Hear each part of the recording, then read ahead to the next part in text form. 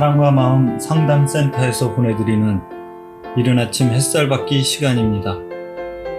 이 시간 말씀을 통해 나 자신을 성찰하며 하나님의 사랑을 경험하는 시간이 되시길 바랍니다.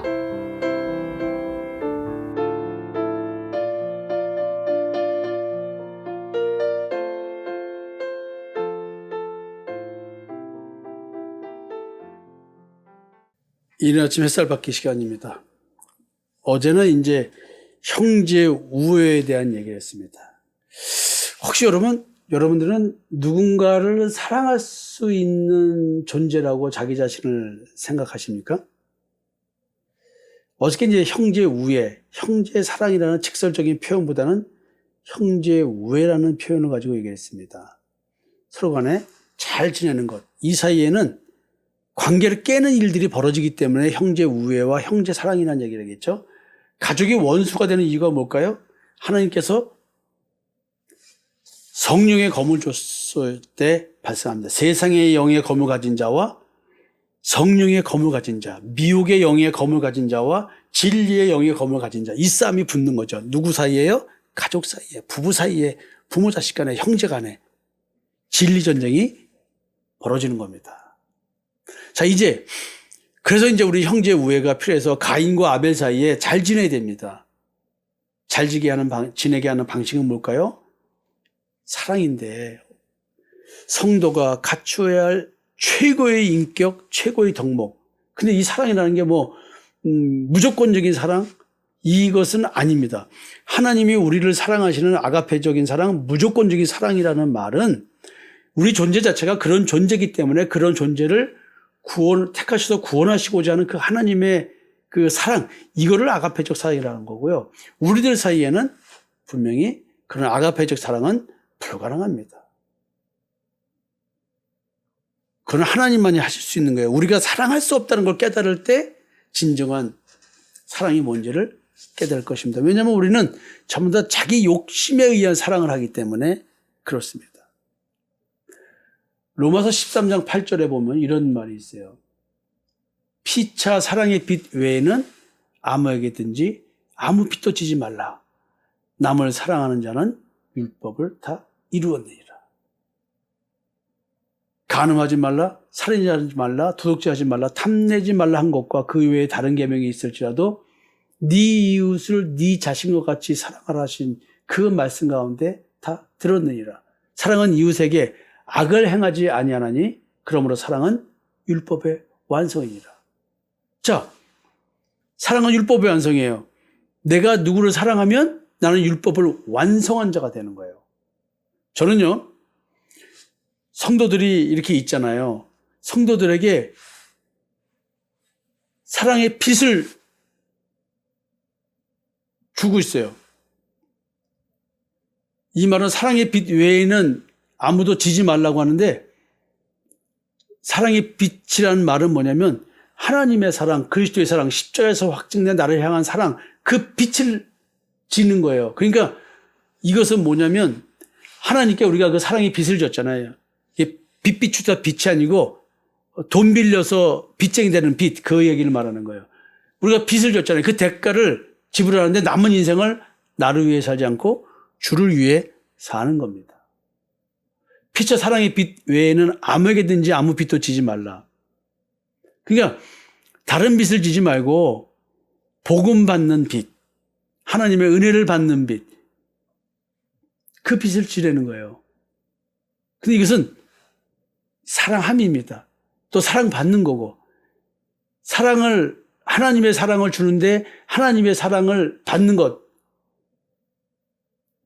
율법을 이룬 자나 가능한 거죠.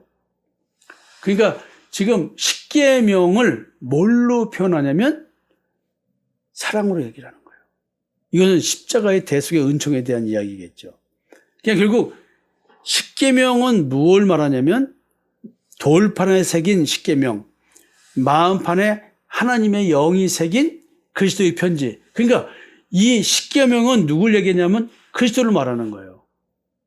그래서 사랑은 이웃에게 악을 행하지 아니하나니 그러므로 사랑은 율법의 완성이라. 예수님은 율법을 완성하러 왔지 폐하러 오신 분이 아니다라고 얘기를 하는 겁니다.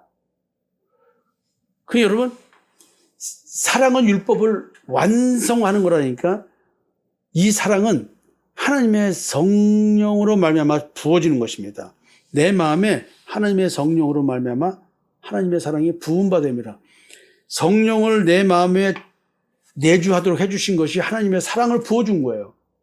그렇다고 한다면 내 속에서 나와야 되는 것은 하나님의 사랑인데, 우리가 생각하는 미운데 사랑하려고 노력하고 하나님 미워하지 않게 해주세요, 이런 식의 얘기가 아니라, 이것은 그런 행위에 대한 얘기도 아니고 내 존재의 변화를 말합니다. 율법을 다 이루었다. 뭘로? 사랑으로. 그러면 지금 선악을 알게 한 나무의 열매를 근본적으로 먹지 못하는 방식의 사랑이죠. 그러니까 자기의 의를 생산해내는 그런 존재가 아니라 믿음의 의를 생산해내는 존재가 되는 거예요.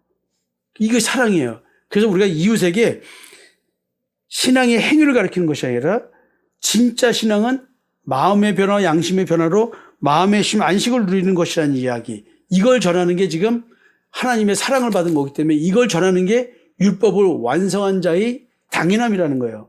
그래서 율법적 신앙주의자들에게 모욕을 받고 공격을 받고 여러 가지 해를 받는다 할지라도 우리는 그걸 당연히 여기고 그 고난을 기쁨으로, 즐거움으로 받는다는 것이죠. 사랑에 대한 이야기. 진짜 어마어마한 이야기죠. 이 사랑이 바로 하나님께서 주신 새 계명입니다. 그러면 이 사랑을 여러분들은 어디서 실천합니까? 가정에서 해야 되는 거예요. 교회 공동체에서 하는 거예요. 사랑에 대한 이야기 오늘 얘기 오랫동안 하지 않겠습니다. 여기서 끝내려고 하는데요. 형제사랑, 성령의 역사로 이루어지는 사랑. 그 사랑은요, 내가 누구를 사랑할 수 없다는 자기 존재의식과 자기 성찰을 통해서 하나님의 사랑은 흘러가게 되어 있습니다. 오늘도 내 사랑으로 관계를 맺는 분들, 여러모로 문제가 많이 생길 것입니다. 왜냐하면 내 사랑은 가짜 사랑이기 때문에, 내가 사랑받기를 원해서 사랑하는 행위를 하는 거기 때문에 결국 상대를 위한 사랑이 아니라 나를 위한 사랑이기 때문에 그렇습니다. 성도 여러분, 오늘 형제 사랑, 마지막 믿음의 덕을 더하고 덕에 지식을 더하고 지식에 절제를 더하고 절제에 인내를 더하고 인내에 경건을 더하고 형제 우애에 사랑을 더하는 이 마지막 사랑, 바울이 고린도전서 13장에서 그 유명한 그 사랑장이잖아요. 거기서 사랑에 대한 정의를 하지 않습니까? 이 말씀을 읽을 때마다 너무나 두려운 거예요. 그 엄청난 능력과 이런 것이 있지만 사랑이 없으면 아무것도 아니다라는 얘기를 해요. 예언하는 능력이 있고 또 모든 비밀과 모든 지식을 알고 산을 옮길 만한 믿음이 있을지라도 사랑이 없으면 내가 아무것도 아니다. 내가 내게 있는 모든 것을 구제하고 내 몸을 불쌍하게 내줄지라도 사랑이 없으면 내게 아무 유익이 없다. 참 무섭죠? 무서운 이런 얘기를 하는데 사랑에 대한 정의를 내립니다. 사랑, 하나님의 사랑, 성령으로 말미암아 하나님의 사랑이 마음에 부음받은 자의 영적 정체성이 변화된 자의 사랑. 사랑은 언제나 오래 참고 사랑은 온유하며 시기하지 아니하며 사랑은 자랑하지 아니하며 교만하지 아니하며 무례히 행하지 아니하며 자기의 유익을 구하지 아니하며 성내지 아니하며 악한 것을 생각하지 아니하며 불의를 기뻐하지 아니하며 진리와 함께 기뻐하고 모든 것을 참으며 모든 것을 믿으며 모든 것을 바라며 모든 것을 견디느니라. 이게 사랑의 정의입니다. 이것이 내게 있어야 돼요. 이것이 오늘도 내 삶 속에 나오는 것입니다.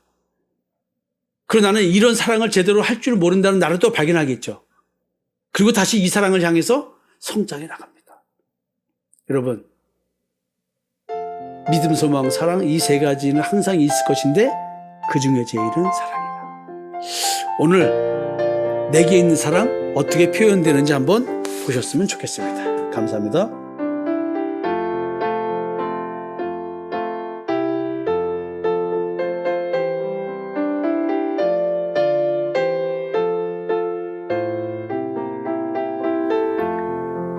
지금까지 사랑과 마음 상담센터에서 보내드리는 이른 아침 햇살 받기 시간이었습니다.